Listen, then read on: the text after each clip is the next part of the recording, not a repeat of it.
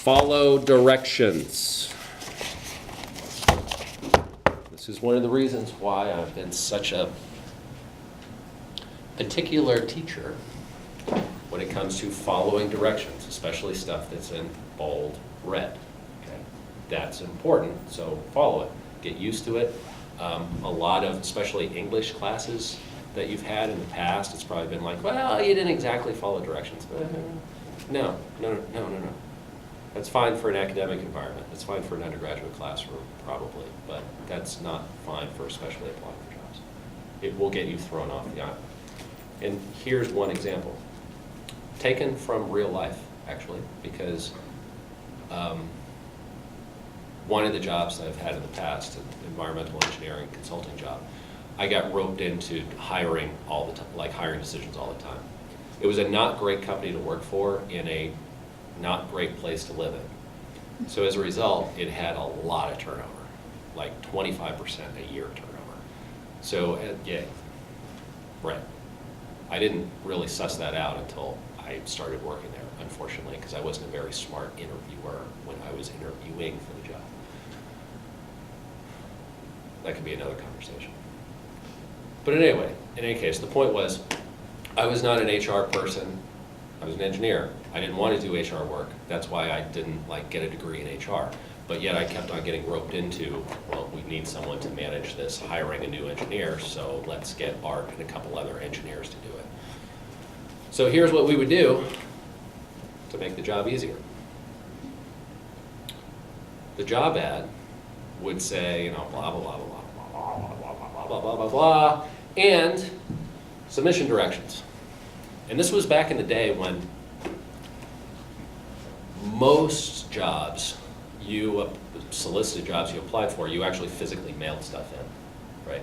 There wasn't like documents attached to an email. It was like, you had to actually put stuff in an envelope and send it off. So an administrative person would collect all the envelopes in a box, and then when it was like, here's the closing date for applications, then we'd wait another 3 days for other stuff, for the final ones to trickle in.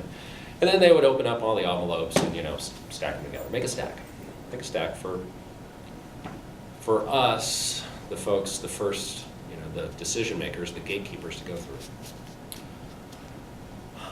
So for a relatively well-paying engineering position, especially entry level, stack would be at least this thick, because it would have resume, cover letter, and we'd ask for a couple writing samples, because a lot of the job that I did was very writing intensive, which I didn't really prepare for when I was undergraduate. But in any case, big stack.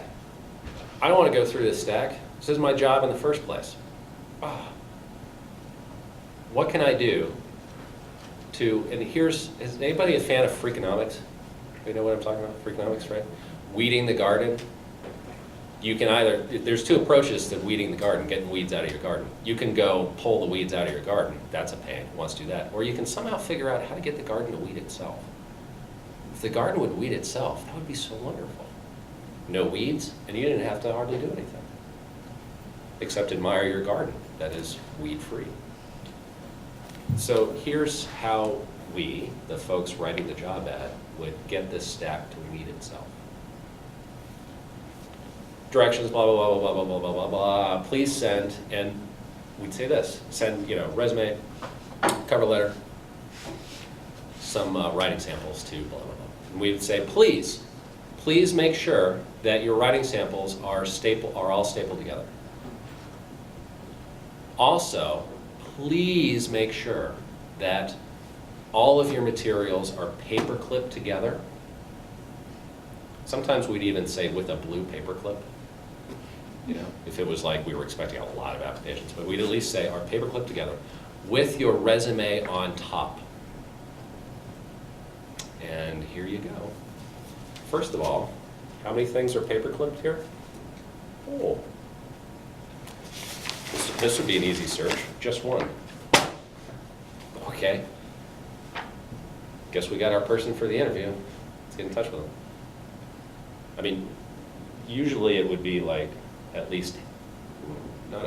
about half would be paper clipped. So there you go. So this would be it. outside example, a sort of, what's the word I'm looking for? A unrealistic example, but you get the idea. And after a couple rounds of this, the HR people cottoned on to like, hey, wait a minute, how are you making the first cut evaluation just based on a paperclip? What's up with that? Like, and here was our defense for it. We're an environmental consulting company.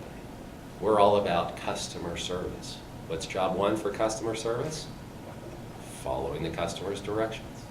Responding to requests for proposals, which are full of detailed instructions for exactly how to do this. We can't hire people that don't follow clear directions. So. And also it makes our job really easy, right? But then, so imagine that we've got 10 that were paper-clipped together out of these 20-something. Okay, then the second cut is they put the cover letter on top because, of course, that's intuitive, and so they weren't like keeping the directions in mind. Gone. Made our job way easy. But following directions is really important. I'm not saying that the jobs you're going to apply for will necessarily have first cut gatekeepers that will use this particular trick, but it'll probably have some sort of trick like that, because why would the HR people not do that? Because A, no one wants to work with people that don't follow directions, and B, we need to get this stack narrowed down very quickly anyway, so let's have the garden weed itself. So, follow directions.